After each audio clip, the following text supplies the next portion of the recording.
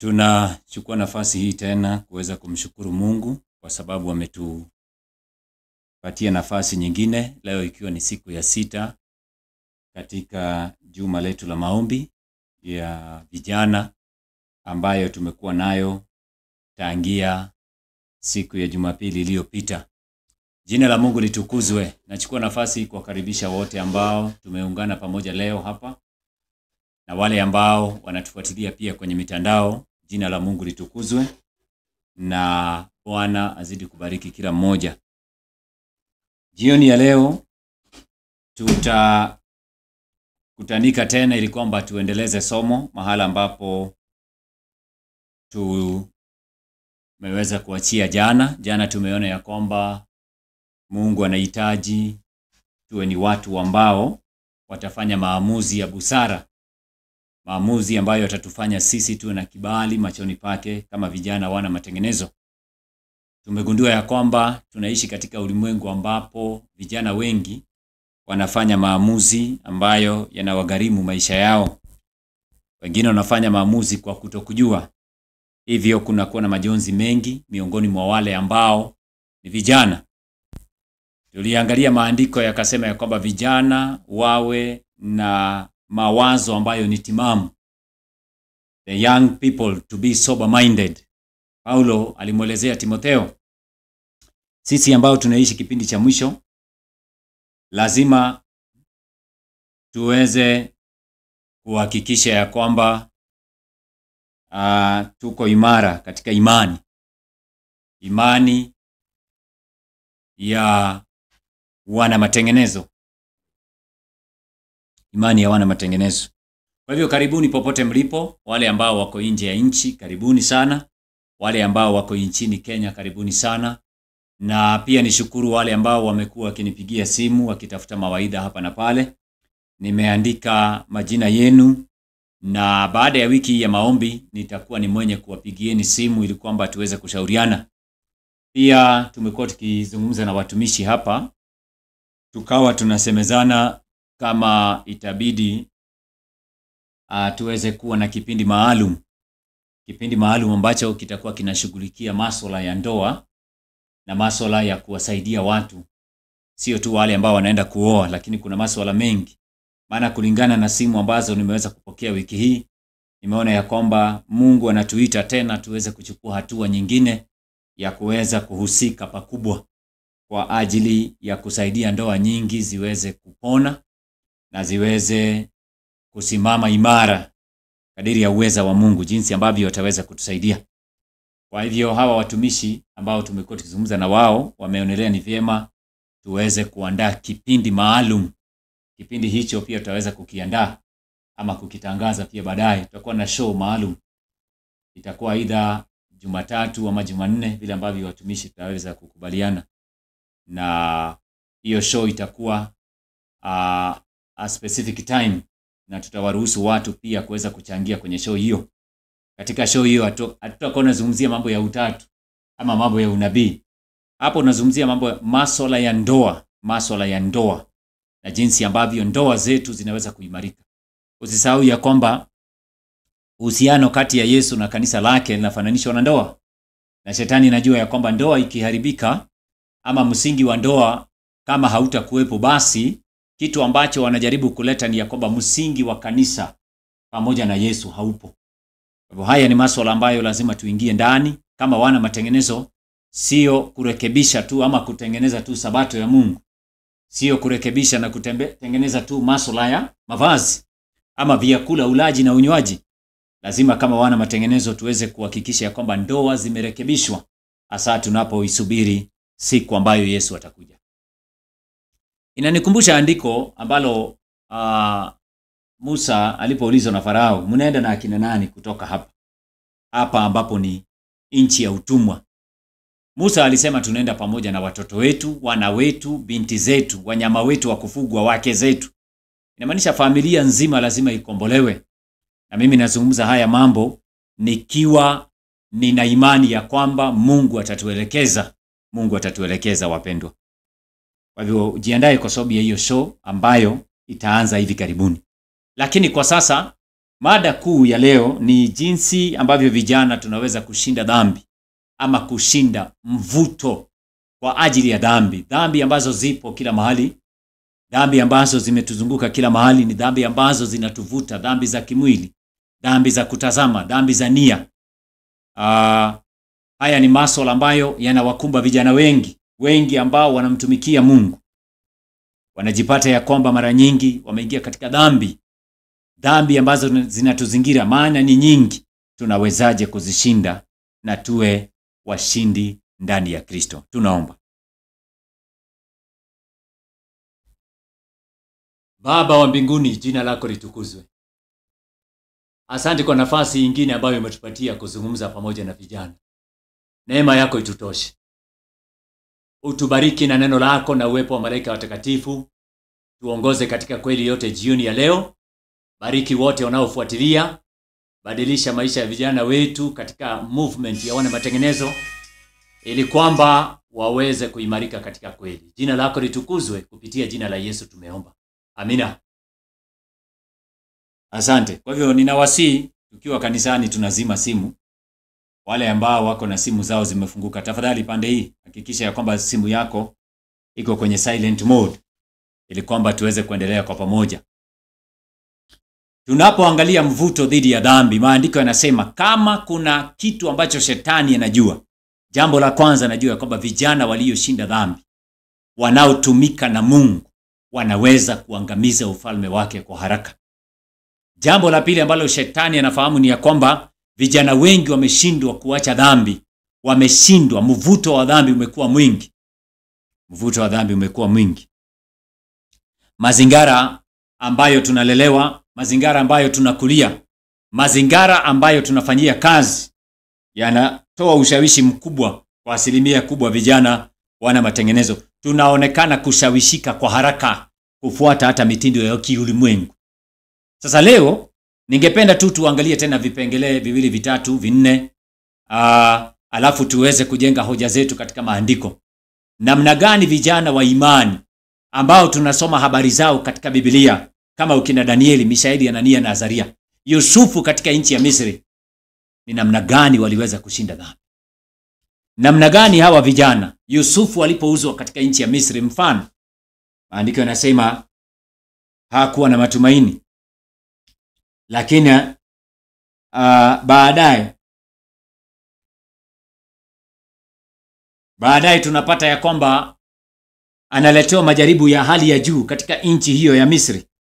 Ningependa tuweze kusoma kitabu cha Mwanzo, Genesis. Mwanzo sura yake ni ya Mwanzo 40 na ngapi? 39. Mwanzo 39. Mwanzo 39, Genesis 35. Inasema 39, Genesis 39. Genesis, Mwanzo 39.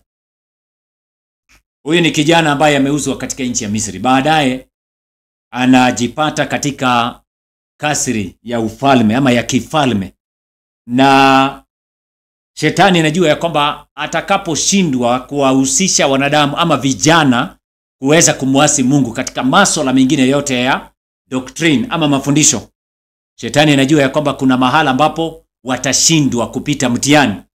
Na hili jambo linapatikana ama linaonekana katika kitabu cha Mwanzo. Kumbuka haya mambo yameandikwa ili kutufundisha sisi tunaoishi kipindi cha mwisho. Genesis 39 verses number 1 inasema, basi Yusufu akaletwa mpaka Misri, naye Potifa, akida wa Farao, mkuu wa askari, mtu wa Misri, akamnunua mkononi mwao hata Waishmaeli walipomleta huko. Bwana akawa pamoja na Yusufu, maandiko yanasema, naye akasitawi, naye alikuwa katika nyumba ya bwana wake yule Mmisri. Maandiko yanasema huyu kijana anaitwa Yusufu, Bwana alimfanikisha katika mambo yote, na maandiko yanasema Bwana alikuwa pamoja naye. Mimi sijui kijana unayenifuatilia jioni ya leo, kama Mungu anaweza kuandika historia yako aseme ya kwamba Bwana alikuwa pamoja na huyu, ama Bwana alikuwa pamoja na fulani fulani. Sijui. Lakini haya maandiko yanasema katika mstari wake ni wa 4.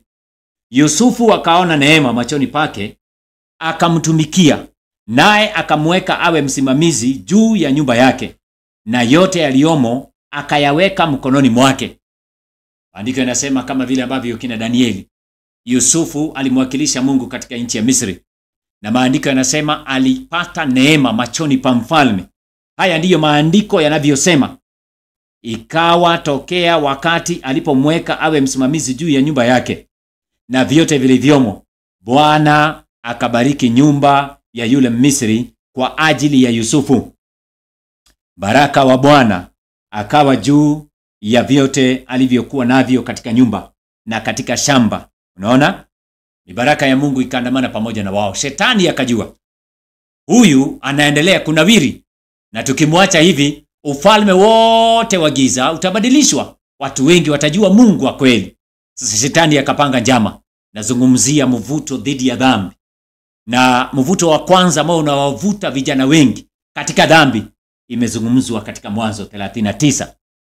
Mstari wake ni wa 7. Inasema, ikawa baada ya mambo hayo, kitu gani kikafanyika? Mke wa bwana wake akamtamani Yusufu. Ati nini?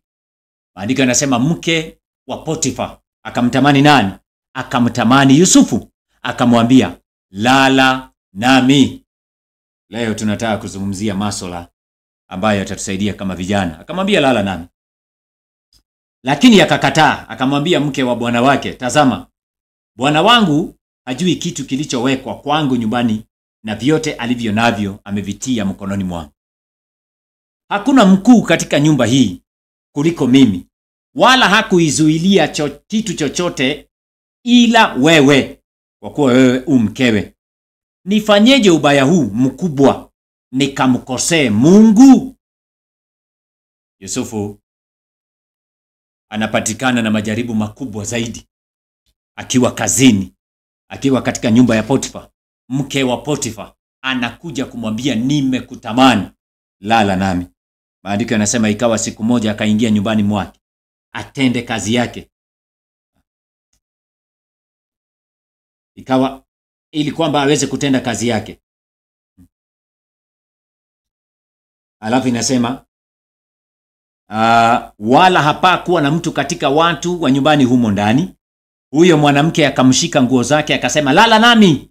Yusufu akaiacha nguo yake mkononi mwake, akakimbia, akatoka nje. Ni nini kilimfanya Yusufu akimbie? Ni nguvu gani hii ambayo ilimwezesha Yusufu kuweza kushinda dhambi? Dhambi ambayo ilikuwa inavutia. Kumbuka tuliangalia katika Mwanzo 6 mstari wake ni wa kwanza, ya kwamba wana wa Mungu waliwaona hao binti za wanadamu ya kwamba ni wazuri, wakaanza kujitwalia wake. Inamaanisha ya kwamba Yusufu anainuliwa awe mtu ambaye atawakilisha umma wa Mungu kipindi cha mwisho katika dunia iliyojawa na giza. Wakati ambapo wana wa Mungu katika Mwanzo 6 wanapofeli ama wanaposhindwa kudhibiti miili yao. Nataka nizungumze na vijana jioni ya leo. Kama kuna jambo ambalo litakusaidia kama kijana kudhibiti mwili wako, kando na kujua kweli, ili kwamba uweze kushinda, ndio nataka nizungumzie. Kushinda dhambi, mvuto wa dunia, mvuto wa dhambi, tutashinda kivipi? Ni nini kiliwasaidia kina Yusufu? Jambo ambalo liliwasaidia kina Yusufu ndilo lilo jambo ambalo lilimsaidia Danieli na wenzake. Kumbuka maandiko yanatueleza katika Yohana wa kwanza sura yake ni ya 2. Sikiliza wapendwa. 1 John chapter number 2. Yohana wa kwanza 2 mstari wake ni 15. Kumbuka andiko hili mpendwa mtazamaji, jinsi ambavyo tunaendelea. Maandiko yanasema katika Yohana wa kwanza 2:15, nataka tuweze kuenda kwa utaratibu ili tuweze kuelewana tunasema kitu gani. Biblia inasema, msiipende dunia wala mambo yaliyomo katika dunia. Mtu akipenda dunia, kumpenda Baba hakumo ndani yake. Unaona? Sasa Yohana anapiga hatua. Anajaribu kutuonyesha mvuto ambao unapatikana ulimwenguni, ambao leo asilimia kubwa ya vijana, sio tu wale waadventista wa Sabato, hata wale walioko katika makanisa mengine wamelemewa na dunia. Alafu nitakupatia kisa ninapoendelea. Aya 16, Yohana anafanya categorization. Anatupangia mambo ambayo Biblia inatuonyesha ya kwamba yako katika dunia. Anasema maana kila kilichomo duniani. Alafu anaanza kusema yani tamaa ya mwili. Ona, Yusufu alishinda tamaa ya mwili na tamaa ya macho na kiburi cha uzima, havitokani na Baba bali vyatokana na dunia. Yohana ameanza kupanga katika msururu wa orodha yake. Anasema cha kwanza ni tamaa ya mwili. Kama kuna kitu kimelemea vijana wengi kushinda mvuto ambao unawaingiza katika dhambi, ni tamaa ya mwili. Tamaa ya mwili. Tamaa ya mwili. Unapata vijana wengi wanaoana kiolela. Anasema unajua mimi nimeshindwa kujizuia. Mimi nimeshindwa. Mahali imefika inabidi nioe, maana tamaa ya mwili inanizidi. Sasa leo nataka nikupatie 1 2. Nataka nikupatie mambo mawili matatu katika Biblia. Nikuonyesha vile ambavyo kwa neema ya Kristo unaweza kushinda tamaa ya mwili. Tamaa ya mwili. Na tamaa ya mwili maandiko yamezungumzia katika kitabu cha Wagalatia. Unaona? Wagalatia 5:22. Ni ngapi ile? Acha nisome Wagalatia. Wagalatia 5, subiri kwanza usiweke andiko hilo. Anzia mstari wake ni wa ngapi? Wagalatia 5 mstari wake ni wa 16. Anzia 16. Galatians chapter 5 verse 16. Yusufu alishinda jambo la kwanza, tamaa ya mwili. Aliwezaje kushinda? Basi nasema eneneni kwa roho, wala hamtazitimiza kamwe tamaa za mwili. Maandiko yanasema kwa sababu mwili hutamani. Mwili hutamani ukishindana na roho, na roho kushindana na mwili. Kwa maana hizi zimepingana, hata hamwezi kufanya mnayoyataka. Sikilizeni vijana, unajua wakati mwingine nilikuwa na hoji kijana mwingine ananiambia unajua mimi ni mtu mzima najua vile ninafanya. Unajua sasa hiyo anasema yeye ni mtu mzima anajua vile anavyofanya. Saa hizo ukiangalia ameingia na msichana naye mchumbia kwenye room na wako wawili. Ananiambia mtumishi mimi ni mtu mzima ninajua. Sikiliza. Punde si punde unakuta ya kwamba wanapokaa unakuta ya kwamba baada ya miezi 2 3 4 unasikia msichana wako na mimba. Unashindwa. Na si uliniambia mnakaa ni nini kilifanyika? Tamaa za mwili zimemlemea. Maandiko yanasema basi matendo ya mwili ni dhahiri, ndiyo haya. Hiyo ni mstari wa 19. Verse number 19. Biblia inazungumzia tamaa za mwili na inasema ndiyo haya. Naona? Anasema uasherati, uchafu, ufisadi. Naona? Ibada ya sanamu, uchawi, uadui, ugomvi, wivu, hasira, fitina, faraka, uzushi. Hata pasipo kuendelea, maana mstari wake wa 19 imeshatuonyesha ya kwanza iliyoorodheshwa. Bado ameorodhesha ya kwanza, uasherati. Tunawezaje kushinda tamaa za kimwili? Kama vijana wana matengenezo kama Yusufu alivyoshinda, tutashindaje tamaa za kimwili? Tutashindaje tamaa za kimwili? Wacha nianze na jambo la kwanza ninapojenga mada hii. Kumbuka leo ni siku ya 6 katika wiki yetu ya maombi kwa vijana. Mungu anawahitaji vijana washinde tamaa za kimwili. Mvuto wa kwanza wa dhambi ambao unaoingiza vijana wengi ndani ya dhambi ni tamaa ya mwili. Wameshindwa kujizuia. Temperance. Ni nini kitatusaidia tuweze kujizuia? Inanirudisha kwa vijana wa Eli. Hebu nikuonyeshe jambo katika Samueli wa kwanza. Sikilizeni vijana wana matengenezo, na jambo hili utakuja kuniambia. Utakuja kunieleza baadaye. Soma kitabu cha Samueli wa kwanza, samahani sana, 1 Samuel. Nasoma kitabu cha Samueli wa kwanza. Samueli wa kwanza tunapata vijana wawili, mmoja anaitwa Hofini, mwingine anaitwa Finehas. Hao walikuwa ni vijana wa kiongozi wa dini, kuhani aliyeitwa Eli. Sasa katika hichi kitabu maandiko yanatuonyesha yale yaliyojiri. Na inasema hawa vijana Walifanyeje? Mstari wake ni wa 12. 1 Samuel chapter 2 verses number 13. 1 Samuel chapter 2 and verses number 13. Ni kitu gani cha kwanza kitatusaidia kando na kumwamini Mungu na nguvu zake? Unajua, nimepatana na watu wengi sana wanasema, unajua sisi tushaamini Yesu. Ni nini kinafanya wachungaji wa leo wanaingia katika usherati, tamaa za mwili zimewalemea, na bado wanasema nimeokoka, Yesu ni Bwana? Ni nini kinafanya vijana wengi wanaingia katika ndoa za mapema bila kufikiria, tamaa za kimwili? Ni nini kitakusaidia kama kijana? Na mimi sizungumzi tu na vijana, najua wale ambao wananifuatilia ni wengi. Nataka nitoe fact katika Biblia, kitu ambacho kitakusaidia wewe uweze kujua hoja ambazo tunazungumzia ni zipi. Maana neema ya Mungu inatupatia ushindi, lakini kwanza maandiko yanatupatia principles. 1 Samuel chapter 2 verses number 13. Inasema, wala haki ya makuhani ilivyokuwa kwa watu wakati huo, mtu yeyote alipotoa dhabihu wakati wowote, ndipo huja mtumishi wa kuhani.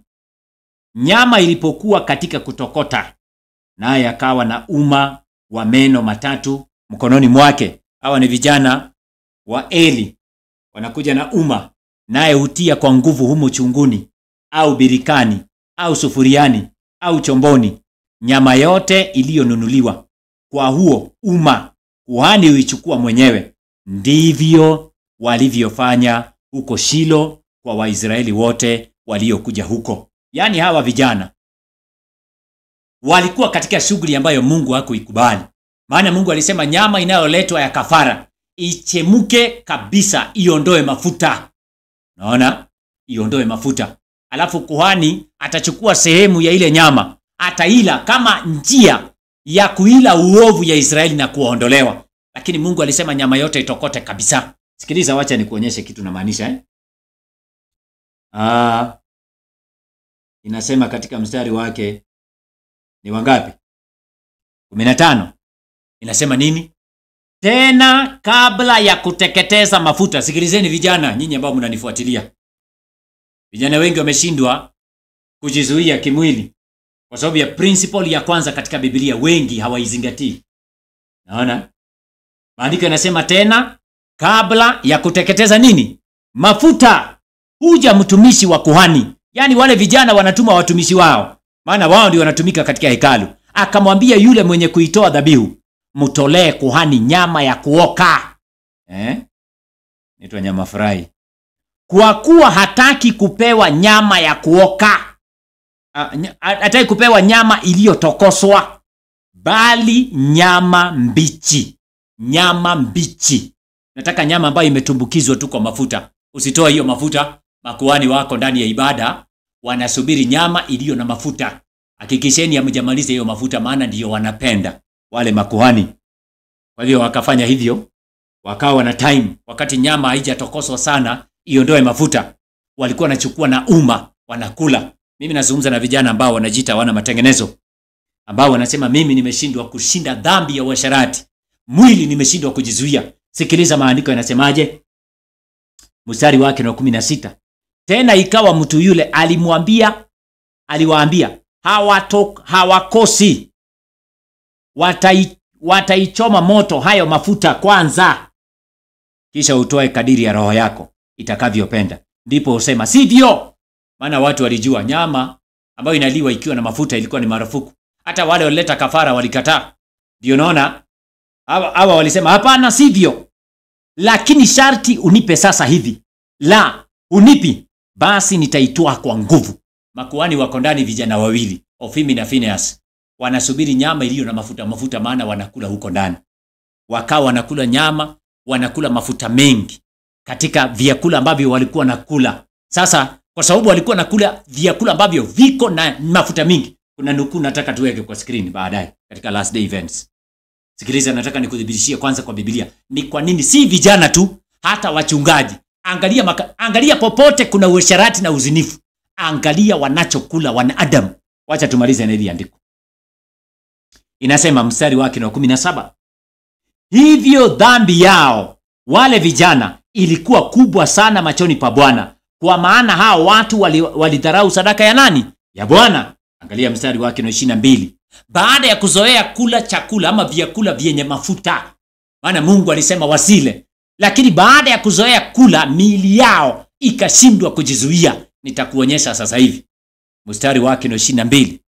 Biblia inasema, basi Eli alikuwa mzee sana, naye alisikia habari za mambo yote ambayo wanawe waliwatenda wana wa Israeli, na jinsi walivyolala na wanawake waliokuwa wakitumika malangoni pa hema ya kukutania.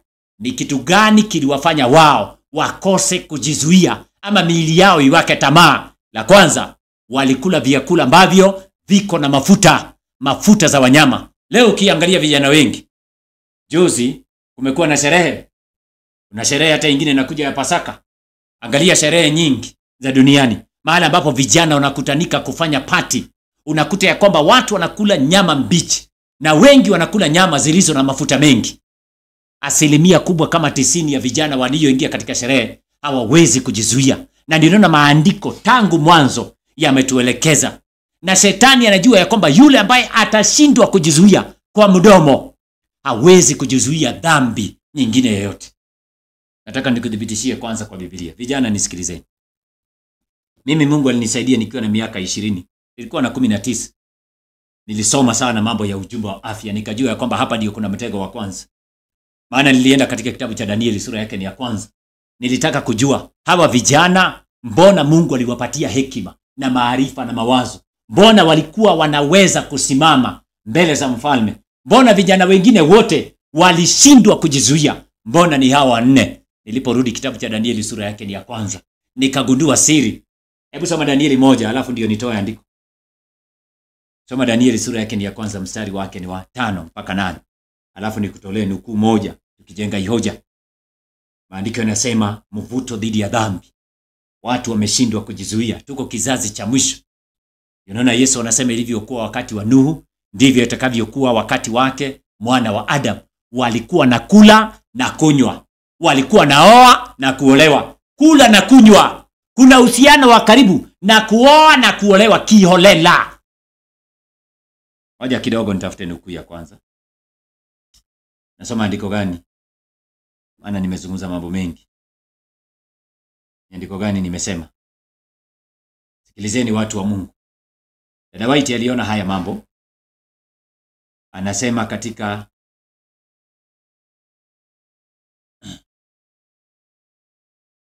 katika kitabu kimoja ambacho kinaitwa, sikilizeni watu wa Mungu. Ili swala Counsels on Diets and Foods, page 404, paragraph number 3. Pale chini kabisa CD, Counsels on Diets and Foods, CD 404.3. Mwisho hiyo statement. Unaona? Ni statement tu kidogo tu. Weke kwa screen tusome wote. Pale chini kabisa. Erroneous. Hiyo, weka hiyo. Tujenge mada katika Biblia kwanza, watu waweze kuelewa. Unajua hizi mada tumezihubiri miaka nyingi. Hakuna mtu anaokolewa kwa imani kama ameshindwa kuzuia mwili wake. Huyo si Mkristo. Na hapa ndio tunapimwa kama sisi ni Wakristo. Hata wale ambao wanaingia katika ndoa, tutakuja kuweka show. Watu wanatendewa unyama katika ndoa, maana wanaume wengi wameshindwa hata kujizuia hata katika ndoa yenyewe. Tutasoma katika Roho Nabii, wameshindwa. Naishi kipindi ambacho wanaume wengi hawezi kukaa hata wiki moja. Anaona unamkosea. Wanyama wote mpaka wa mwitu wako na kitu kinaitwa gestation period, kipindi ambacho inawachukua kisha wazae wajifungue. Na kuna muda wa kutulia. Wanyama wote isipokuwa wanadamu. Wanadamu wamepoteza akili kwa sababu ya kula na kunywa peke yake. Sikilizeni vijana ambao mnataka kuingia katika ndoa, mkifikiria kwamba ndoa ama marriage is a bed of roses. Sikilizeni. Kuna mambo mengi katika ndoa, masuala mengi ambayo tukianzisha show yetu rasmi tutakuwa tunayafundisha. Tunataka watu wawe Wakristo, sio tu kanisani, sio tu kwa uwazi, mpaka katika vyumba vyao vya ndani ni Wakristo. Malaika wa Mungu anashuhudia hawa ni Wakristo. mwanaume anaweza kujizuia, ameweza. Sikilizeni watu wa Mungu. Nasoma kitabu gani? Umeweka? Angalia hilo statement inasema nini? Erroneous eating and drinking result in erroneous thinking and acting. Umeona hiyo? Ati kukula na kunywa vibaya kuna elekeza ama kuna sababisha kufikiria na kutenda vibaya. Vipi tena hii? Sikilizeni vijana. Unajua ukianza kusoma vitabu vya Dada White utashangaa. Yaani nimekutolea hoja kwa Biblia, sasa anaunga mkono. Hiyo kuna hoja anasema Dada White si nabii. Ngoja wewe, nimekujengea hoja katika Biblia. Hebu enda Walawi 3:17. Tunazungumza na vijana, leo ni siku ya 6. Kesho tunakuja. Usikimbilie ndoa. Utaangukia mtu ambaye hawezi kujizuia. Ndio sababu tunasema vijana, kama wewe ni health reformer, tafuta health reformer mwenzako. Bwana Yesu asifiwe. Kama wewe unaitwa health reformer, fanya makosa kuchumbia mtu ambaye hazingatii mambo ya afya, utakimbia kama tractor kwa hiyo nyumba. Nimekuambia mapema kijana mno, na unisikilize. Hii message iko na uzito wake fulani. Iko na uzito watu wa Mungu. Iko na uzito. Iko na uzito kwa sababu ninajua leo wanawake wengi wakishaolewa, alikuwa kijana, akishaolewa tu, sema mwili yangu ni yangu, anakula vile anataka. Mwili hauwezi kujizuia. Nakwambia ukweli vijana wengi, sikilizeni, Mungu ametuitia kazi ya kuhubiri ujumbe malaika watatu. Unahitaji energy, unahitaji nguvu ya Mungu, unahitaji tujitoe nguvu zetu. Hatuna nguvu ya kuharibu katika njia ambazo si za kumtukuza Mungu. Sikilizeni vijana. Kwa hivyo erroneous drinking and eating. Hebu weka hapo Luke 17:26. Ndio niweke nuku nyingine napojenga hii hoja. Luke 17:26, weka hiyo tena. Nimezungumzia mafuta. Vijana wengi hata wale wana matengenezo unakuta anafanya kazi mahali anafanya kazi. Unasikia saa 7 yeye ndiye anapelekana mahali hoteli iko. Ndio anajua kuchagua hoteli ambazo zinapika matumbo.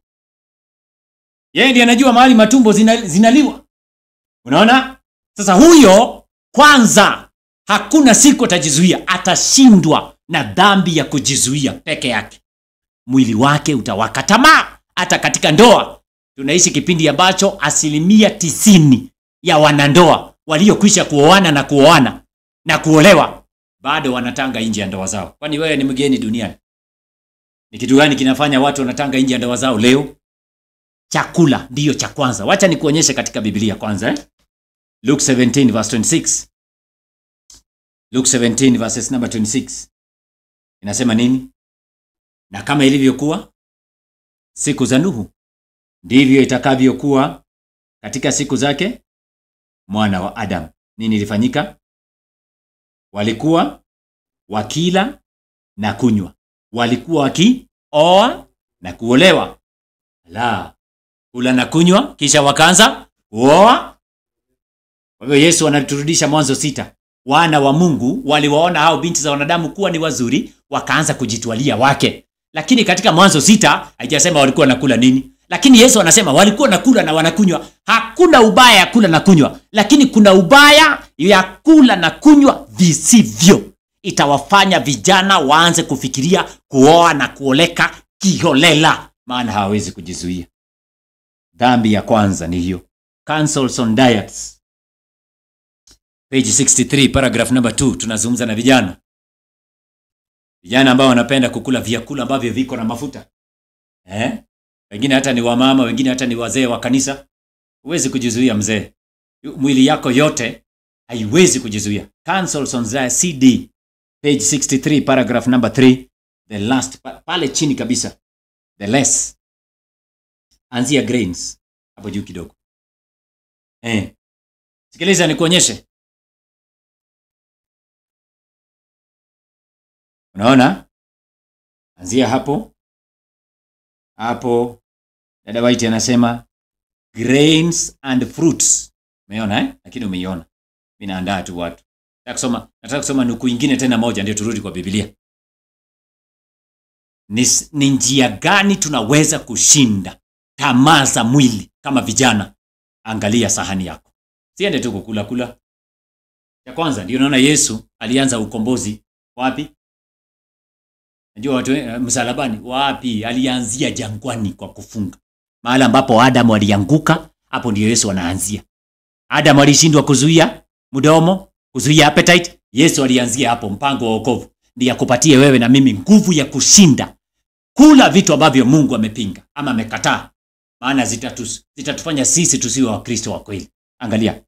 Dada White anasema grains and fruits prepared free from grease. Unaona? Matunda na mboga na nuts ambazo zinaandaliwa free from grease. Hala? Free from grease. Iwe kando na mafuta ya kuganda haya kwanza. And in as natural a condition as possible. Na hizo vyakula vitengenezwa in the natural condition as possible. Cha kukula mafuta nyingi. Anasema nini? Should be the food for the tables of all who claim to be preparing for translation to heaven. Umeshika hiyo? Alafu anasema the less feverish the diet, the better. The more easily it can be, the more easily can the passions be controlled. Chakula ambacho hakina mafuta nyingi, huyo mtu anapokila chakula hicho anaweza kuzuia tamaa za mwili kwa haraka.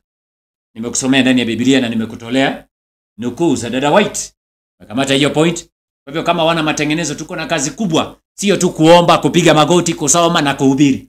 Lazima, ndio naona wahubiri wengi wameshindwa kujizuia, maana vyakula vyao viko na mafuta nyingi. Mtu anaingia hoteli anakula chakula ziko na mafuta nyingi. Mungu anasema tukitaka kujizuia, the less favorish the diet, the better. The passions will be controlled. Inaendelea. Gratification of taste. Yani una consider taste yako should not be consulted irrespective of physical, intellectual or moral health. Ufai kuuliza mdomo unatamani nini leo. Vyakula ambavyo Mungu ameweka watu wanafaa kuvitumia. Inasema, hebu endelee paragraph nyingine. Tuendelee kushauri vijana. Usiingie hiyo tu paragraph 64.1 mpaka mahali. Amina. Unaweza iweka yote maana inaweza kuwa ndefu kidogo. Utaweka mpaka weka tu mpaka mahali itatosha. Tasoma. Usikimbilie ati unataka hakikisha mwenye wewe unaposa, mwenye unataka hakikisha kama wewe ni health reformer, hakikisha na yeye ni health reformer. Hizi ndio vitu vinavunja hata ndoa nyingi. Sasa hii tuko na kesi ngapi tunajaribu kutatua? Huyu mwanamke naye anataka tushinde tunazaa. Tushindange hapo. Mimi naona na watu wamekorogana kwa ndoa. Mmoja ni health reformer, mwingine si health reformer, wanapigana mangumi. Ule mwingine ameshindwa kujizuia. Mwingine anasema sisi tumuomba kwa mfano wa Mungu, lazima tujizuie, temperance. Mwingine ameshindwa. Sasa hiyo ndoa haikaliki. Vita rafiki yangu. Vijana sikilizeni, usikimbilie tu ati umeona msichana mrembo. Msichana sikiliza, usikimbie tu ati ule mwanaume unajua ni mwana matengene. Angalia kama anakula kulingana mpango wa Mungu. Takimbia marathon kwa hiyo ndoa wewe. Ninakuonya mapema. Tunasoma pale chini. Nafikiri tunaeleweka. Bwana Yesu asifiwe. Amina watu wa Mungu sikilizeni. Lazima tuamke. Na kama utaki kuwa mwana matengenezo, unaweza kurudi nominal ama uende Sunday. Lakini ukitaka kuwa mwana matengenezo, kila kitu kiko na gharama. Mungu anataka tushinde dhambi. Na ninawaonyesha njia rahisi ya kushinda dhambi. Tunaenda Danieli 1 saa hizi. Lakini kwanza tumalize na hii. Dada White anasema indulgence of the baser passion. Vijana wengi wanajumuika katika kujiachilia katika tamaa za kimwili za chini. Will lead very many to shut their eyes to the light. Wengi watakataa nuru kuhusiana na vyakula. For they fear that they will see sins which they are unwilling to forsake. Wengi hawataki kuachilia dhambi.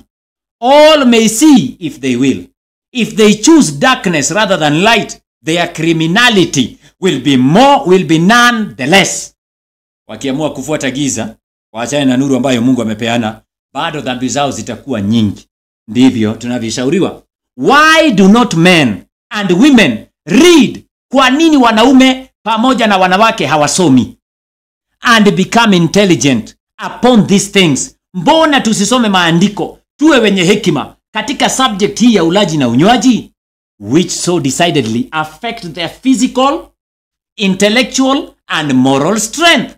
God has given you a habitation to care for and preserve in the best condition for his service and glory. Tusome maandiko. Dada White anasema, sikilizeni watu wa Mungu, jinsi ambavyo vijana wanaweza kushinda mvuto wa dhambi. Ya kwanza, waangalie wanakula vipi. Mungu atawabariki. Mungu atabariki ndoa nyingi. Ndoa nyingi leo ziko na majonzi. Wacha niwaambie watu wa Mungu, ziko na vilio. Ndoa nyingi leo watu wameshindwa kujizuia. Ndoa nyingi zimevunjika, ziko na vilio. Ndoa nyingi ziko na majonzi. Ndoa nyingi ziko na mipango za kando. Watu wameshindwa kujizuia tamaa za mwili. Na asilimia kubwa ni watu wa makanisa. Shida iko wapi?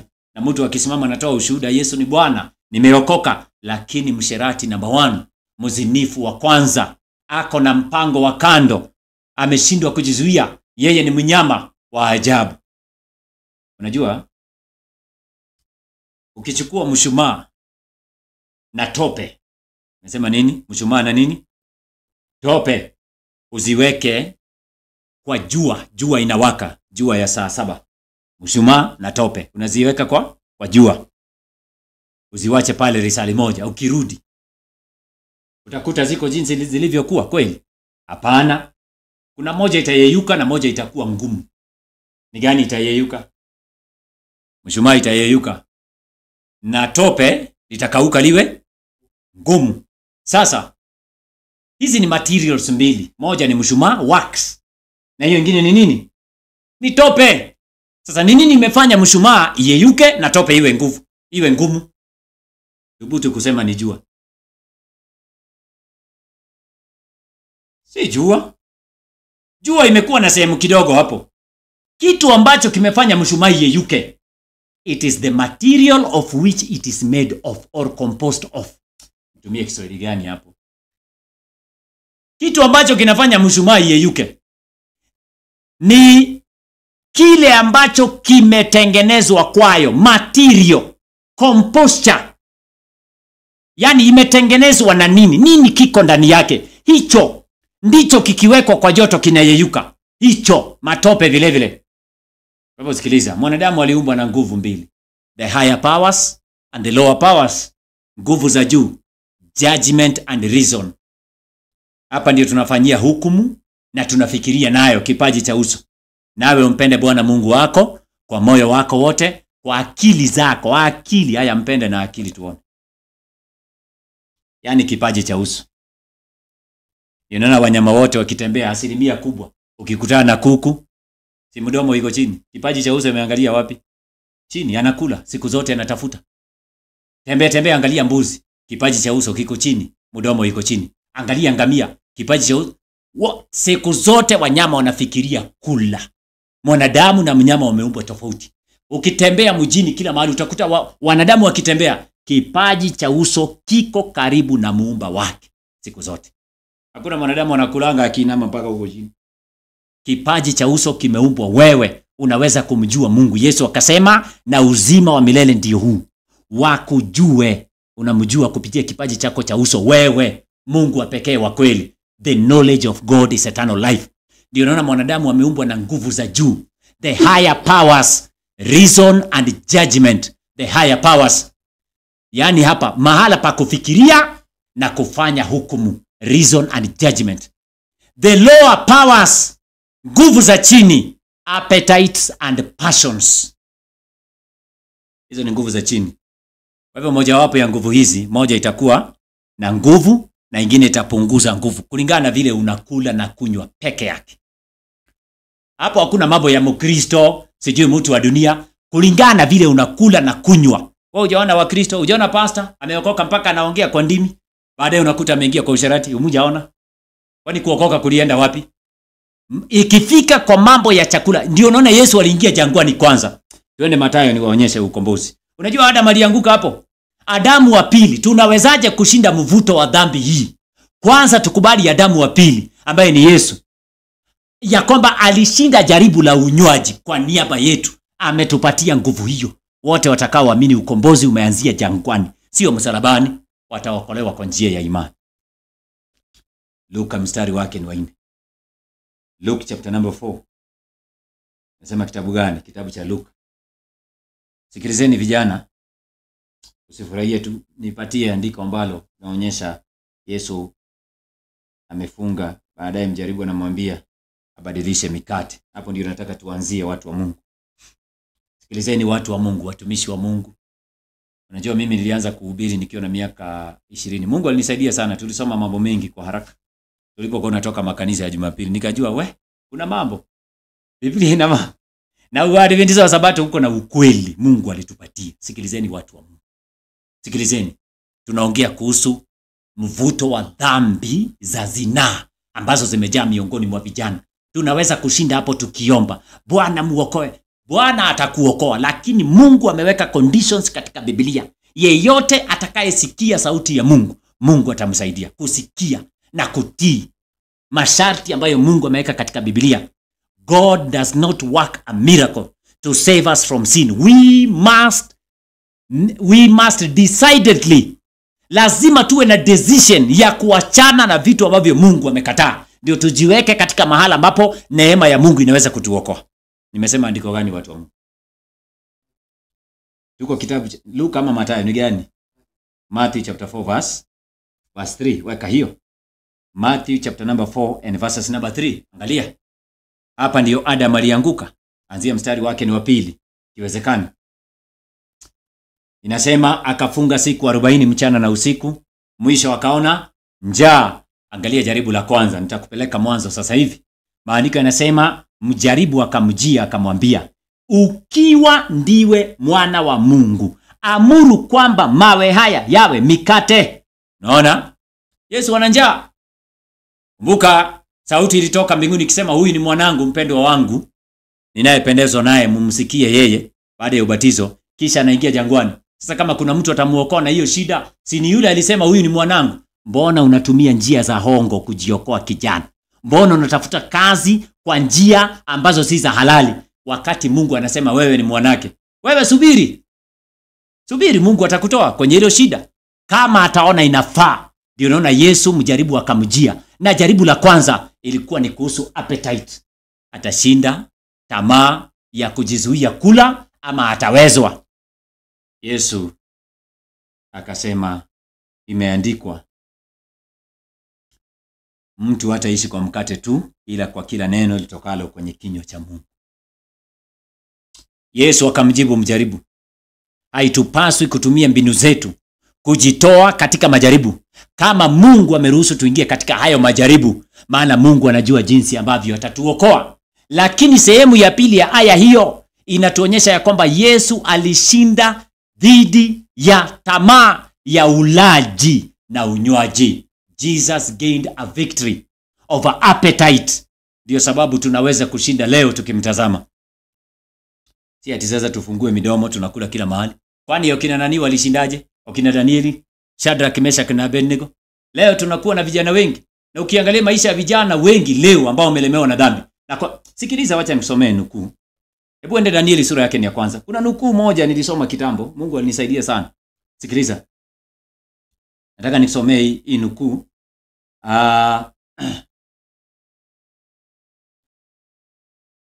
Angalia, weka hiyo Danieli sura yake ni ya kwanza. Weka Danieli sura yake ni ya kwanza. Danieli sura yake ni ya kwanza. Weka Danieli sura yake ni ya kwanza. Kuna nukuu inasema shetani anajua ya kwamba wale watashinda dhambi ya appetite, watashinda dhambi zingine zote, hazitawalemea. Si kwamba hajui. Acha niangalie.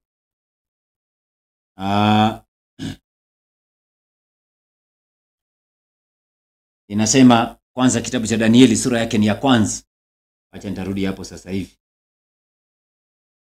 Daniel chapter 1. Unasoma verse, anzia verse 5.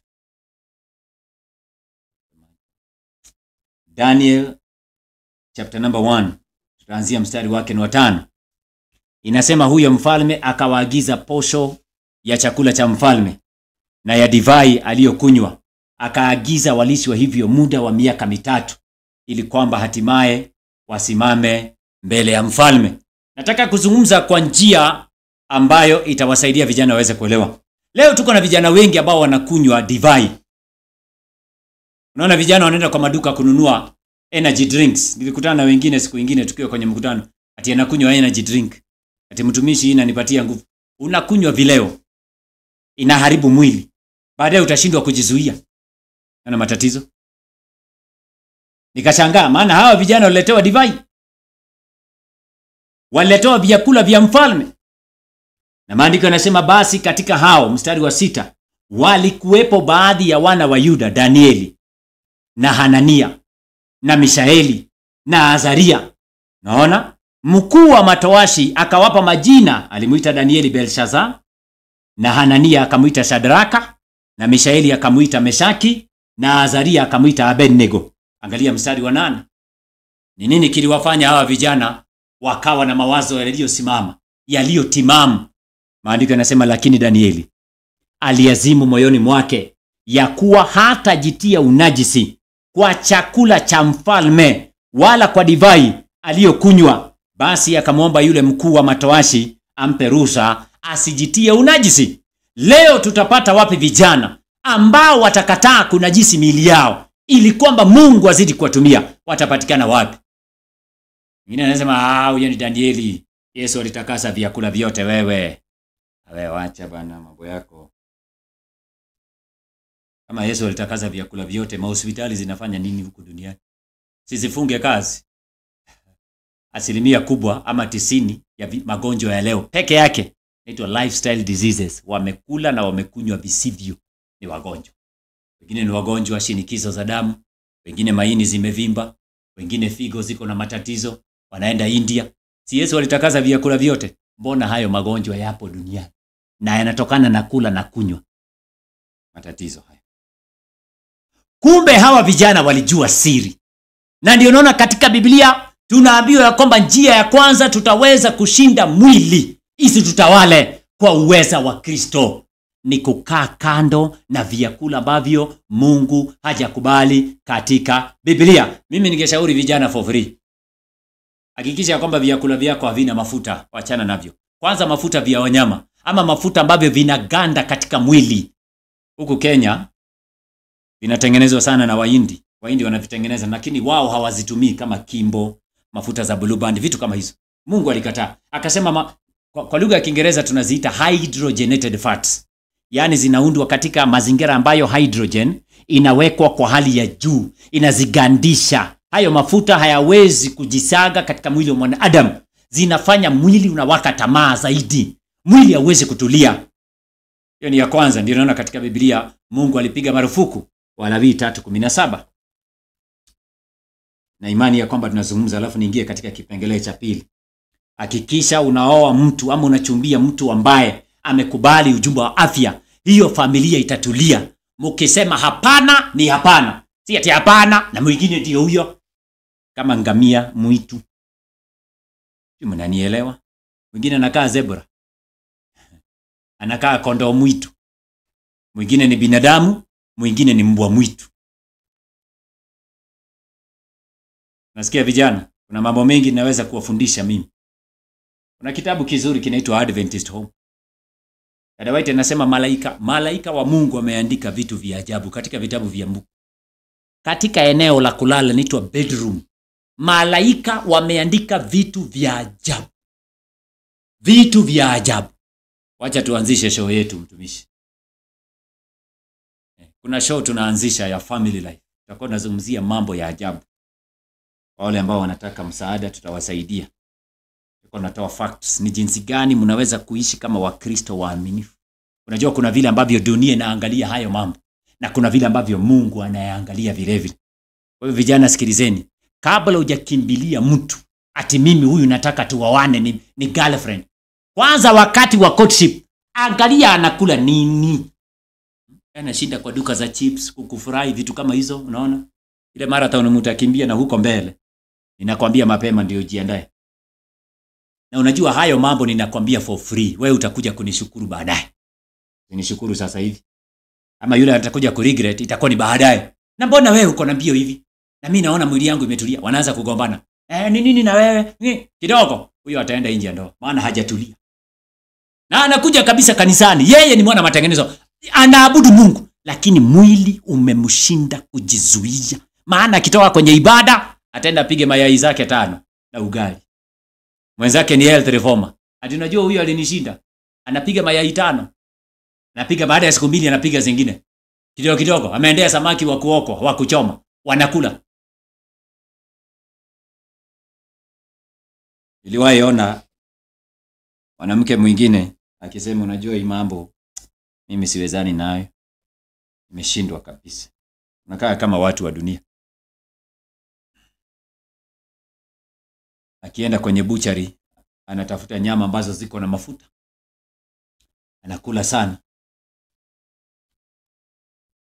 Hali si hali kwenye nyumba, wapendwa. Wameshindwa kuzuia miili yao. Wakati maandiko yanasema hamjui ya kwamba miili yenu ni hekalu ya Roho. Kwa nini leo wanawake wanaweka coils? Dunga masindano. Na akijitokeza kwa kanisa unaweza dhania ni mtakatifu. Anaimba kwa hilo hujaiona na mwili wake uko na coil. Hatari sana. Yaani wameshindwa kujizuia mpaka wadungwe masindano ya kupanga uzazi. Wacha dunia iwasaidie. Wameshindwa kabisa. Wanakaa wanyama. Mwanaume hawezi kujizuia. Sasa namshauri mke wake, wewe aende udungwe sindano bwana. Ndio akuwe free. Kanisani wanaimba kweli kweli. Wanaimba kweli kweli kabisa. Hata ukimsikia akihubiri.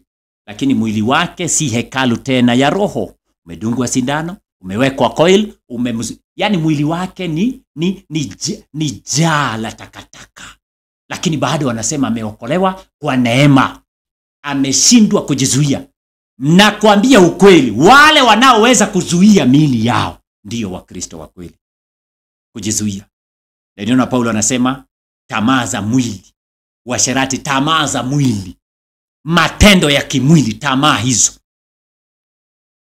Watu wa Mungu nafikiri mnanielewa. Walawi 3:17. Ndio niingie kwenye kipengele cha pili. Sikilizeni watu wa Mungu. Naingia Walawi 3:17. Wana wa Eli walifanya hayo makosa. Wakaanza kulala na wanawake walioketi makani. Wewe uoni hata leo wachungaji? Angalia runinga. Pastor amepatikana na mshiriki pastor. Angalia sahani zao. Angalia mahala ambapo wanakula. Utashangaa. Hawezi kujizuia. Hata aombe akeshe, huyo mtu hawezi kujizuia. Maana amepuuza maandiko yalivyosema. Walawi 3:17 Biblia. Walawi 3:17. Atashinda akisema nimeokoka, Yesu ni Bwana, lakini hakuna.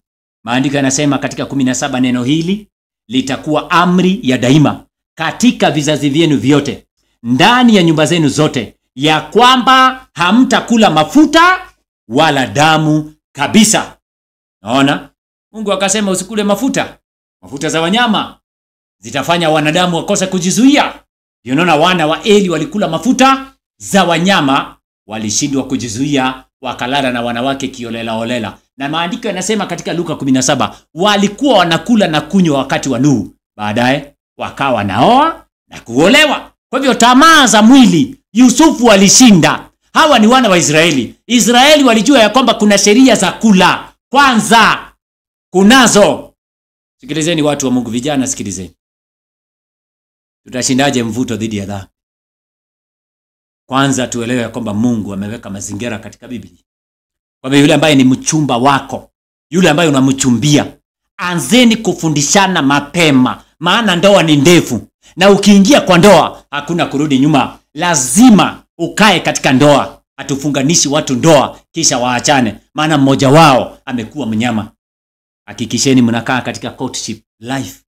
Wakati wa uchumba wenu mnachumbiana. Hapa ndio nafasi nzuri ya kuzungumzia mambo mengi. Someni vitabu. Hakikisheni ya kwamba mnatembea pamoja, mko na imani moja, mnaelewa kitu kimoja, na mko na determination ya kuweza kutii Mungu. Tunaishi kipindi cha mwisho.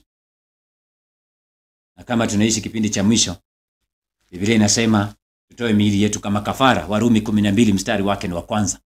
Romans chapter 12 verses number 1. Romans chapter 12 verses number 1. Romans ama Warumi wapendwa. Romans chapter 12. Romans chapter 12. Nataka nisome kitabu cha Warumi sura ya 12. Iko pale kwenye screen. Aya yake ni ya kwanza. Tutashindaje tamaa za mwili? Tutashindaje mvuto na dhambi? Unajua mimi nimekuwa makanisa mengi, nilianza Catholic, nimeenda makanisa ya Sunday. Kama kuna dhambi iliyoshinda watu kushinda ni dhambi ya uzinifu na mwili, tamaa za mwili. Hata wachungaji wako hapo. Sikiliza, wewe unaona makanisa mchungaji ako na bibi ya pili, ya tatu, ya nne, hujaona? Ni nini kimewashinda na wameokoka? Mbona wameshindwa kushinda dhambi ya uzinifu na tamaa za mwili? Ni nini hicho ambacho kimewalemea na wanadai ya kwamba wao wameokolewa kwa neema? Ni kitu gani hicho? Sikilizeni watu wa Mungu. Nasoma kitabu cha Warumi sura yake ni ya 12, aya yake ni ya kwanza. Paulo aliyeandika injili nyingi anasema maneno yafuatayo: basi ndugu, na wasihi kwa huruma zake Mungu, itoeni miili yenu iwe dhabihu iliyo hai, takatifu, ya kumpendeza Mungu, ndiyo ibada yenu yenye maana. Naona? Wala msifuatishe namna ya dunia hii. Vijana sikilizeni. Tunaambiwa kwamba miili yetu tuitoe kama kafara. Aitoa kama kafara. Unajua Paulo anatumia lugha ya Agano la Kale ambapo kuhani alikuwa anachukua kafara, inachinjwa, inawekwa juu ya madhabahu. Na ukiona jinsi ambavyo Paulo anazungumza, ako na mawazo yale yale ya Agano la Kale. Kafara ilipochinjwa na kutekelezwa. Hebu sikilizeni, twende Psalms 37 tuone Paulo anazungumzia nini. Ikiwa miili yetu inafaa kuwa kama kafara, sikiliza vijana. Sikiliza Psalms. Sikiliza kitabu cha Psalms. Psalms chapter number 37, nafikiri. Psalms. Zaburi. Wacha niangalie 37 verse 20. Naona? Psalms 37 verse 20, nataka kusomea andiko mbili. Ni nini ambacho Paulo alijua? Kama miili yetu sisi vijana wana matengenezo na Wakristo kwa ujumla tunafaa tuitoe kama kafara. Kafara ilikuwa inafanyika aje? Wacha nianze na Psalms 37 verse 20. Daudi anasema, bali wasio haki watapotea, nao wamchukiao Bwana watatoweka kama nini? Kama uzuri wa mashamba. Weka Kiingereza hapo. Unajua nimeshangaa na hili andiko. Weka King James. Ndio mtafsiri pia anaharibu maneno ya Biblia. Inasema but the wicked shall perish. Wataangamia. Weka zote mbili And the enemies of the Lord, wale ambao ni wasio mcha Bwana walimchukia, shall be as the fat of lambs. Ala. Kwa hivyo kafara ya kawaida ilitolewa mafuta. Paulo anajua kwamba miili yetu haifai kuwa na mafuta. Haya.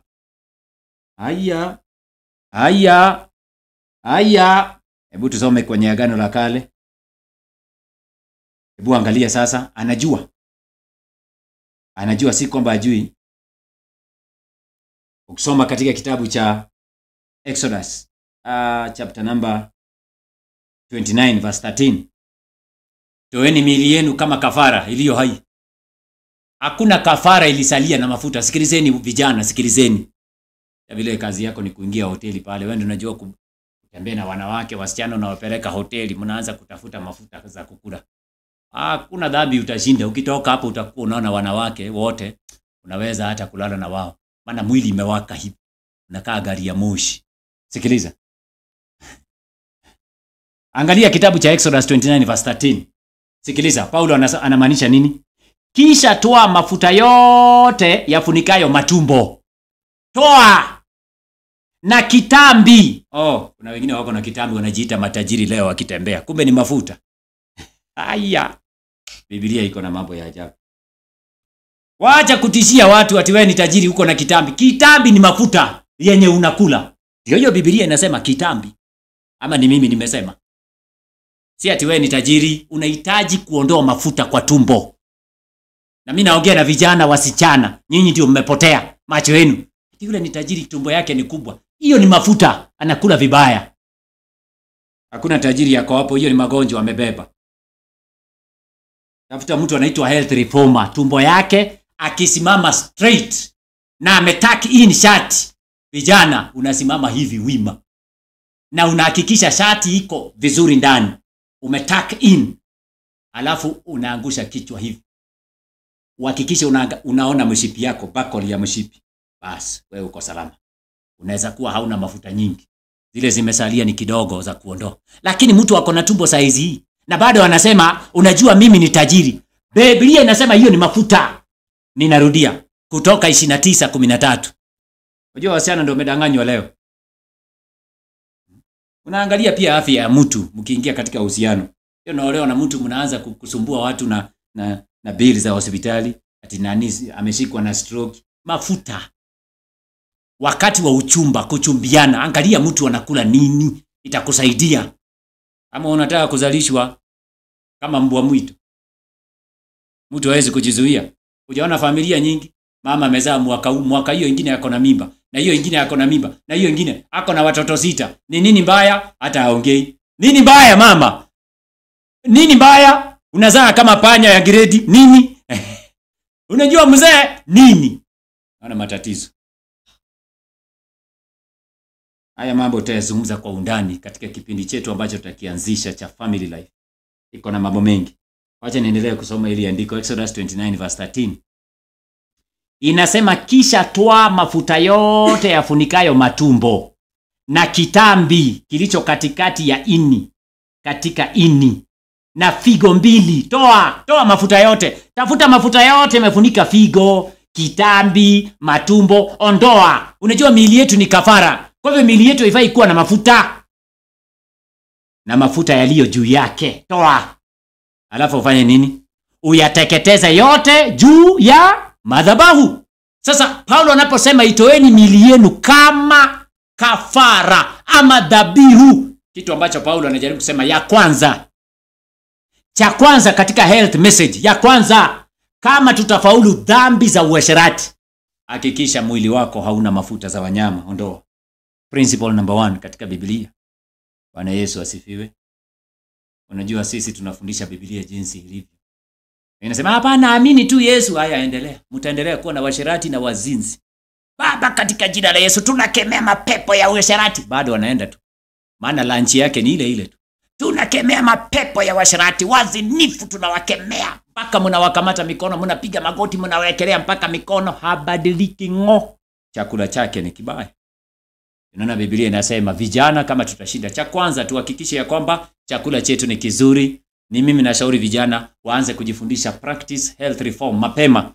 Kubalini ujumbe huo, utawasaidieni. Utawasaidia hata watoto wenu katika ndoa. Utasaidia miili yenu. Mtakuwa vijana barobaro. Tutamtumikia Mungu kwa miaka nyingi. Kumbuka title yetu inazungumza tutashindaje mvuto dhidi ya dhambi. Mvuto, tamaa za mwili.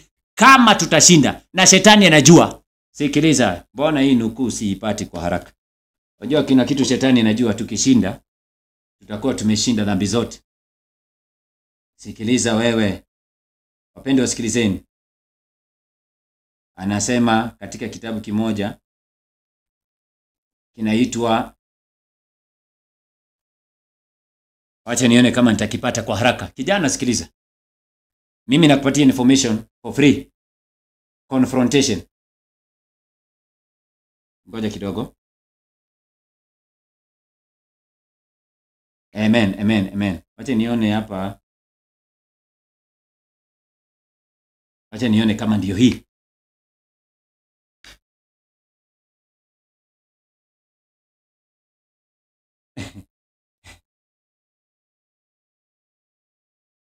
Inasema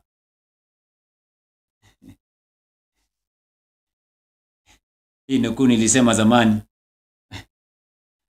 Wacha nione kama nitaipata kwa haraka. Inasema hivi. Katika kitabu kinaitwa Testimonies for the Church Volume 3.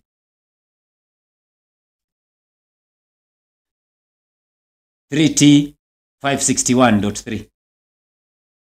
561.3. Utaikata mara mbili ndio tuweke kwa screen. Nataka tuisome katika hatua mbili. Bwana Yesu asifiwe. Hakikisha unaandika rafiki, Sije ukakaa tu kwenye kanisa. Bwana akubariki kwa kufika. Najua wengi wametoka mbali sababu ya kuja kushiriki pamoja nasi katika eneo hili. Na pia wale ambao wanafuatilia kwenye mitandao. Tunaangalia namna gani vijana tunaweza kuingia katika ndoa ambazo Mungu atakubali na ndoa zetu zibarikiwe. Hakikisha ya kwamba chakula ambacho tunakula Mungu amekikubali. Miili yetu ni kafara. Hakikisha ya kwamba yule ambaye unataka kumchumbia, yule ambaye unataka kumuoa, hakikisha ya kwamba courtship time period. Hii courtship ndio inakuwa na mambo mengi. Ongeeni mambo ya afya. Ongeeni mambo mengi. Si mambo tu nakupenda, sweetie, unajua nikikuona usiku, sijui, unajua nimekuona kwa maji ya besheni, unajua kabla sijaoga jana nilikuwa nimekuona, unajua hata jana sikukula sijui chapati nini, sijakula na sasa hiyo amekula chapati 4 na anasema hajakula. Unaona? Hayo si mambo ya kuzungumzia. Kuna mambo mengi. Marriage is more than just a bed of roses. Ni zaidi. Iko na mambo mengi. Umeweka? Aya, Testimonies for the Church Volume 3, page 561, paragraph 3. Satan comes to man. Shetani huja kwa mwanadamu as he came to Christ. Vile ambavyo alimjia nani? Yesu. With his overpowering temptations to indulge appetite. Ili kwamba mwanadamu aweze kuingia katika kula na kunywa visivyo. He well knows. Shetani anajua. His power to overcome man upon this point. Anajua jinsi ya kumshinda mwanadamu katika point hii ya kula na kunywa. He overcame Adam and Eve in Eden upon appetite. Aliwashinda wazazi wa kwanza pale Edeni katika ulaji na unywaji. And they lost their blissful home. Wakatoweka kutoka katika nyumba yao. Wakatoweka. Anasema, what accumulated misery, ni janga kuu namna gani, and crime have filled our world in consequence of the fall of Adam. Dhambi na majanga yamejaa dunia kwa sababu ya uanguko la Adam. Entire cities have been blotted from the face of the earth because of the debasing crimes and revolting iniquity that made them a blot upon the universe. Mungu amekuwa akiangamiza miji mbalimbali kama Sodoma na Gomora. Sasa utaendelea kutoka. Sikiliza, ninaendelea kwenye hatua ya pili kabla sijaanza kukunja jamvi jioni ya leo. Wapendwa, sikilizeni. Ninazungumza na vijana na kesho utakuwa kwenye kanisa la Mwiki. Popote ulipo katika mji wa Nairobi, hakikisha kama wewe ni kijana umefika kanisa letu la Mwiki. Fika pale, umeandaliwa, hakikisha unaalika wageni, hakikisha umealika vijana waje kwenye somo la kesho, Grand Climax, Sabato ya kesho ya tarehe 4, siku ya 7 kesho. Dada White anaendelea kusema hivi. Indulgence of appetite was the foundation of all their sins. Ati kutokujizuia katika masuala ya kula na kunywa ndio ilikuwa msingi wa dhambi zingine zote. Through appetite, Satan controlled the mind and being. Kupitia kutokuzuia kula na kunywa, Shetani ametawala miili na mawazo ya wanadamu. Thousands who might have lived have prematurely passed into their graves. Physical, mental, and moral wrecks. They had good powers, but they sacrificed all to indulgence of appetite, which led them to lay the reins upon the neck of lust. Tamaa. Our world is a vast hospital. Vicious habits are increasing. Watu wako na tabia mbovu. Erroneous eating and drinking. Wapendwa, sisi ni wana matengenezo na Mungu anasema ametupatia ushindi. Ukisoma Warumi sura yake ni ya 6, maandiko yanasema hivi tunapoelekea kumaliza. Romans chapter number 6 Vijana sikilizeni. Na mimi ninatoa tu maneno yangu kwa njia ya onyo. Hakikisha ya kwamba yule ambaye unaingia kumuoa, kumposa, amekubaliana na ujumbe wa afya. Tunaishi kipindi cha hatari mno. Unaweza kuingia katika ndoa na ujipate ya kwamba uko na stress, umejichimbia shimo ndani ya moyo ambayo kuiondoa itakuwa ni matatizo. Sikilizeni watu wa Mungu jioni ya leo. Sikilizeni watu wa Mungu jioni ya leo. Sikilizeni watu wa Mungu, kitabu cha Warumi sura yake ni ya 6, Romans chapter number 6. Romans chapter number 6. Maandiko yanasema kuanzia mstari wake ni wa 6. Warumi 6:6. Biblia inasema mkijua neno hili ya kuwa utu wetu wa kale ulisulubishwa pamoja naye. Sikilizeni vijana, tukubali utu wa zamani usulubishwa pamoja naye ili mwili wa dhambi ubatilike. Mungu anataka tuondoe mwili wa dhambi ulio na tamaa hizo. Mungu anataka tumkubali, ninayaweza yote kupitia Kristo atutiaye nguvu. Anasema tusitumikie dhambi tena. Kwa kuwa yeye, mstari wa 7, kwa kuwa yeye aliyekufa amehesabiwa haki mbali na dhambi. Amehesabiwa haki mbali na dhambi. Tuitoe miili yetu kama kafara. Tuitoe miili yetu kama dhabihu. Tutoe miili yetu kama dhabihu. Ndilo mwito wa jioni ya leo. Ikiwa ndiyo siku ya 6, tutashindaje mvuto wa dhambi? Tumkubali Kristo atuumbe upya. Alafu tuzingatie masharti ya Biblia. Unajua, leo siwezi kusema mimi ni Mkristo alafu niseme ya kwamba nimemwamini Yesu kwa njia ya imani kisha nianze kuishi jinsi ninavyotaka. Shetani atanishinda. Na hiyo ndio imekuwa tabia ya vijana wengi. Vijana wengi wamejipata katika majaribu ya kutokushinda mvuto wa tamaa za kimwili kwa sababu wameshindwa kuzuia miili yao. Mpatie Yesu mzigo wako, fuata masharti ya Biblia. Hakikisha kwamba tunatii sauti ya Mungu katika kila hatua. Mungu atawabariki wale ambao wanamkumbuka na sauti yake katika maandiko matakatifu. Jioni ya leo, ninajua kwamba kuna vijana wengi wanaonifuatilia. Tumejifundisha mambo mengi wiki mzima, kesho tutamalizia. Kama uko na ombi la kipekee, jioni ya leo tutachukua maombi mawili. Kama uko na ombi la kipekee, piga simu. Ninataka nipokee simu 2 jioni ya leo. Vijana ambao wanafuatilia, hakikisha ya kwamba majina 5. Kesho tutakuwa na session ya maombi pale Mwiki. Ukija kanisani, hakikisha ya kwamba uko na majina 5. Majina 5 ya vijana 5 ambao umekuwa ukiwaombea wiki mzima. Mungu afanye miujiza katika maisha yao. Shetani asije akapata kuwashinda. Jioni ya leo, uende unanifuatilia na wewe uko na ombi maalum, kama kijana, kama mzee, you have a special prayer request, ungependa tuombe jioni ya leo. Nataka upige simu, nataka utumie WhatsApp message. Nataka tuchukue maombi mawili jioni ya leo. Tunapoingia katika maombi jioni ya leo, kama kuna yule ambaye ananisikiliza, tunataka kuwa na prayer requests 2. Hizi prayer requests tutaweza kuziombea jioni ya leo kama vile ambavyo huwa tunafanya. Alafu tayarisha majina ambayo umekuwa ukiyaombea. Asanteni jioni ya leo. Nimeweka nambari ya simu pale. Kama ungependa kuwasilisha ombi, prayer request, ningependa upige simu. Yule ambaye anaweza kupiga simu nitalipokea. Wasilisha ombi lako, prayer request. Alafu tutaingia katika session ya maombi. Prayer request unaweza kupiga na WhatsApp, unaweza kupiga na nambari ya kawaida kama uko nchi ya Kenya. Niko tayari kupokea simu 2, alafu tutapiga magoti sote tuombe kwa ajili ya maombi hayo. Haya, nataka nichukue simu ambayo inaingia kwa sasa. Jambo. Jambo. Salama sana, unaitwa nani? Naitwa Peter Mtumishi. Okay, unapiga kutoka wapi? Ni kutoka Kisii. Nilipiga tukianza maombi kwenye ile juma. Asante sana. Nilipiga kuhusiana na babu. Sasa leo nilikuwa naomba tukiomba. Naam. Tuombee watu wenye wana mioyo migumu.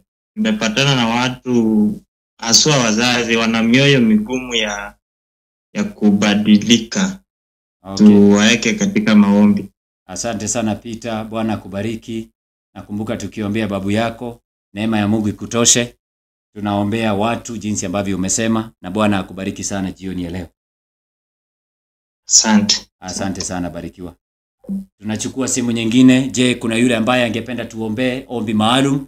Pengine uko na ombi ndani ya moyo. Nashukuru Mungu kwa sababu ya wale ambao wameni reach out inbox wakati wa mchana. Tumezungumza na wengi ambao wamenifuatilia wakitaka niweze kuwapatia mashauri zaidi. Mungu amenisaidia sana na nimeweza kuelekeza. Usiogope. Situation yako haijashindwa na Mungu. Mungu anaweza kuwasaidia, anaweza kuwaosha kwa damu yake.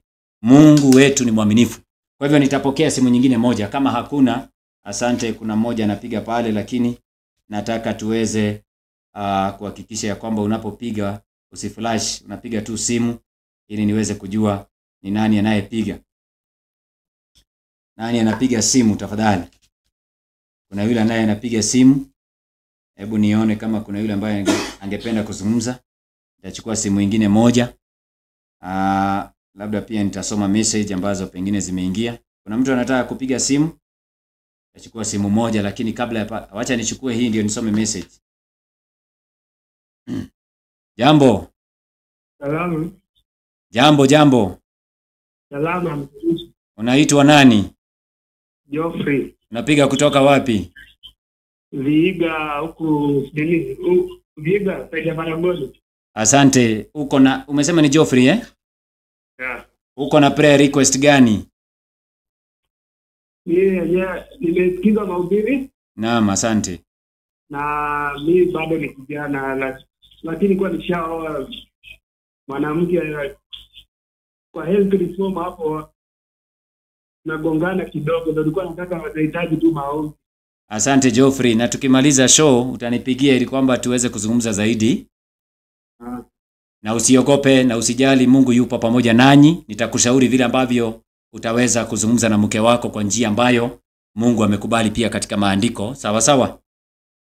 Na uzidi kuomba zaidi Geoffrey, Mungu atakupatia ushindi, atakuonekania. Asante sana Geoffrey, barikiwa sana. Sawa, Mungu akubariki. Kuna yule ameniandikia message anaitwa Cynthia. Cynthia ameniandikia message hapa wa Mbuga. Cynthia anasema ya kwamba mwalimu, naomba umkumbuke ndugu yangu bro kwa maombi, amekufiwa na mtoto juu ya measles, na tena kuna mtoto yake anaonekana na dalili za measles. Bro ni Jedai, anaitwa Jedai, mtoto ni Purity, ako hospitali. Kwa hivyo Mungu awasaidie, Mungu awarehemu. Tutaweka kwenye maombi jioni ya leo. Dada Cynthia anasema ya kwamba tuombee ndugu yake. Wacha nichukue ya mwisho kisha tutaomba. Jambo mwalimu. Asante sana, barikiwa. Ni jina ni nani? Hiyo Kodoi Mountain ni Uganda. Napiga kutoka Uganda. Asante sana kwa kufuatilia, Bwana akubariki sana. Nashukuru vile kwa ujumbe sana. Asante. Sana ombo nisaidie kwa maombi ile nipate kusimama vizuri. Nimekuona unaitwa Kudos. Kodoi Mountain. Kodoi Martin. Yeah, kutoka Uganda huko. Nimeandika chini, tunakuombea sasa hivi. Okay, shukrani sana. Na uendelee kuomba, Bwana atakupatia ushindi, jina la Mungu litatukuzwa. Usirudi nyuma. Sawa baba. Asante, amani ya Mungu iwe pamoja nawe. Hebu kata simu nichukue nyingine moja hapa. Jambo. Asante. Kuna mmoja amenibipo hapo, lakini kama atapiga nitachukua. Tuko na maombi manne. Peter, Geoffrey, nataka tuombee mke wake, Cynthia Wambuga, ndugu yake, mtoto mwingine ni mgonjwa hospitali na mwingine ameaga. Tunawakumbuka. Odoi Martin, Mungu amsaidie asimame katika imani, ako pale Uganda. Ndizo, acha nichukue ya mwisho alafu tutakuwa tunaomba. Jambo. Jambo. Hello. Jambo. Habari mtumishi. Mzuri sana. Unaitwa nani? Ni Francis Kariuki. Kariuki, barikiwa sana. Napiga kutoka Mlolongo. Barikiwa sana. Uko na prayer request gani, Kariuki? Naomba tumuombe. Nani? Anaitwa Benjamin. Benjamin, ako na nini? Nilikuwa pamoja naye katika imani, lakini hivi sasa amerudi nyuma. Ni kijana? Ni kijana. Okay. Mwanalika, naomba tumuombe ili kwamba aweze kurudi kanisani, tuendelee katika safari ya imani pamoja. Asante Kariuki, tunamuombea sasa hivi. Bwana akubariki sana. Amina mtumishi. Na wewe pia uendelee kumuombea. Haya, amina. Asante. Basi watu wa Mungu, nimechukua prayer requests ambazo ni 5, tutakuwa ni wenye kuitamatishia pale. Wengine wanaweza niandikia message. Kesho utakuwa na nafasi kubwa ya kuingia katika maombi, katika ibada. Bwana awabariki sana jioni ya leo. Tungependa tuingie katika maombi. Nishasoma message moja tu ambayo ilikuwa imetumwa pale. Amani ya Mungu iwe pamoja nanyi. Tuko na Peter anaomba tumuombee. Geoffrey anataka tuombee mke wake na familia. Cynthia nataka tuombee ndugu yake. Ndugu mmoja amepoteza mtoto na mwingine yuko hospitalini, Bwana warehemu. Martin Kadogi kutoka Uganda pia angependa tumuombee, Mungu amsaidie asimame. Na Benjamin, mwanarika mmoja hapa Mlolongo, amerudi nyuma na inatakiwa tumuombee, Mungu amsaidie amlete katika imani. Saheri ya maombi sasa kwako tunarudi, sumbuko ya kuondoa shida zetu na pungufu, taabuni mara nyingi, roho zetu zimepona, mashakani tumeshinda wakati wa tamu. Asanteni. Tafuta mahali upige magoti ukiwa nyumbani, popote unapofuatilia, tuingie katika ombi. Tafuta mahali, pige magoti, tunataka kuomba.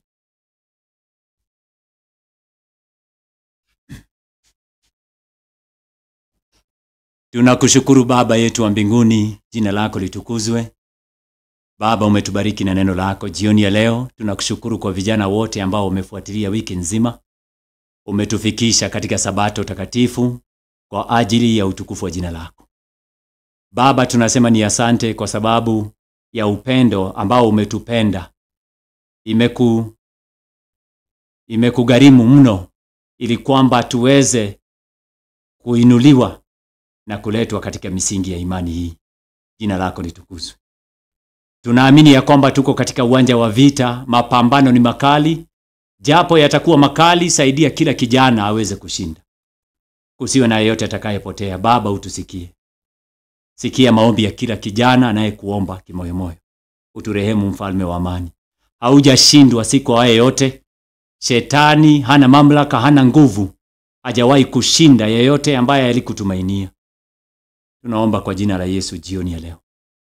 Tetemesha ngome za giza na falme zote za mkuu wa anga hili. Shetani asije akapata nafasi ndani ya maisha ya vijana wetu. Waliolemewa na dhambi wasamehe. Waliolemewa na tamaa za kimwili wapatie ushindi kwa jina la Yesu. Waliorudi nyuma kwa sababu ya masumbufu ya maisha haya na shida mbalimbali, wasaidia wakutazame. Bwana, umeahidi katika neno lako utatutimizia mahitaji yetu. Bwana, utusikie. Waliolemewa na masumbufu ya maisha haya, changamoto mbalimbali, vijana, kumbuka kila moja, mfalme wa amani. Jioni ya leo tembelea kila moja. Jioni ya leo fanya muujiza ndani ya maisha ya vijana. Saidia kijana ambaye amelemewa. Saidia yule kijana ambaye yuko katika hali ya kukata tamaa kwa sababu ya kulemewa na masumbufu ya maisha haya. Jitukuze kwa jina la Yesu. Jioni ya leo tunawaombea wenzetu walioleta maombi maalum. Peter Tunamuombea familia yake, jamii yake. Ombi alilokuwa nalo baada ya kupiga simu, Bwana ukalishughulikie. Bwana utusikie kwa niaba yake. Tenda muujiza, neema yako imtoshe. Tunaomba kwa ajili ya Geoffrey, familia yake, mke wake, wasaidie wawe na imani moja. Shetani asije akawashinda, mzuie shetani kwa vyovyote. Tuma malaika watakatifu wamzungumzie mke wake anapoendelea kumsaidia kusimama katika kweli. Bwana utusikie kwa niaba yake. Usimruhusu shetani akamshinda. Tetemesha ngome za giza. Tunaombea Cynthia, familia yake. Tunaomba kwa ajili ya ndugu yake aliyepata majanga. Bwana utusikie kwa niaba yake. Watoto ni wagonjwa. Mmoja ameaga, mwingine yuko hospitalini. Bwana umrehemu. Utusikie kwa niaba yake. Jina lako litukuzwe. Jioni ya leo tumepiga magoti kwa njia ya imani, maana tunajua uweza na mamlaka uko mikononi mwako. Fanya muujiza. Tuma malaika watakatifu wakamzuru kwenye kitanda chake cha maombi. Tunamuombea sote. Muhudumie, msaidie, mrejeshe afya yake mtoto aliyesalia. Saidia hata familia kuwa na amani. Neema yako iwatoshe. Tuma malaika watakatifu wamhudumie. Bwana utusikie kwa niaba yake. Tunamuombea Martin kutoka Uganda, msaidie asimame kadogi katika imani. Usimwachilie Bwana. Ametoa ombi, amepiga simu, watu wamemsikia. Tunamkabidhi kwako. Mshike mkono. Tumekumbuka andiko la Yohana 6:37. Wote watakao kujia Bwana hautawatupa nje kamwe, utawashika mikono. Mshike huyu Martin kama alivyoomba mfalme wa amani. Mshinde shetani kwa niaba yake. Jioni ya leo mfalme wa amani, tunamuombea Benjamin. Amerudi nyuma. Kijana mmoja wetu katika kundi la wana matengenezo aliyekuwa pamoja nasi. Majaribu ya ulimwengu yamemlemea, amerudi nyuma. Mfalme wa amani, jioni ya leo mtafute. Fanya muujiza. Tunamuombea neema yako imtoshe. Shetani asije akampokonya katika ufalme wa Mungu. Tumepiga magoti kwa njia ya imani. Tunamwakilisha mbele zako jina hili la Benjamin. Mfanyie muujiza. Neema yako itutoshe. Bwana, tunakushukuru kwa sababu ya uweza wako na mamlaka zako na nguvu zako. Jina lako litukuzwe. Tupiganie kila moja. Pigania watumishi wako. Pigania familia zote. Katika changamoto zote ambazo tunazipitia, mfalme wa amani, tenda muujiza. Kumbuka watumishi wako wanaohubiri ujumbe huu. Kumbuka movement yote kwa kiujumla. Bariki watumishi wako popote waliko. Tunawaombea kila moja. Usiwe na yeyote atakayerudia nyuma.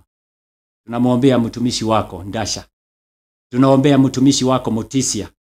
Tunamuombea mtumishi wako Collins Muchui. Tunaombea watumishi wako, mtumishi Boniface akiwa Meru, Motisia akiwa Mombasa. Wakumbuke, walinde na malaika watakatifu. Tunawaombea watumishi wako katika sehemu mbalimbali. Wajalie neema. Mtumishi Makao, mzee mkongwe wa imani, endelea kumjalia nguvu ya kufanya kazi hii.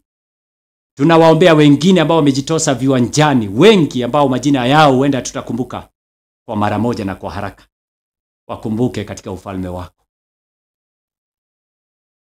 Kama kuna changamoto ambazo watakumbana nazo, Bwana uwapatie nguvu za kuzishinda. Tunamwombea mtumishi wako akiwa maeneo ya Nyanza, Wanyama Collins, Wanyama Agre. Wakumbuke Bwana. Walinde na malaika watakatifu wanapohudumia makanisa ya maeneo hayo.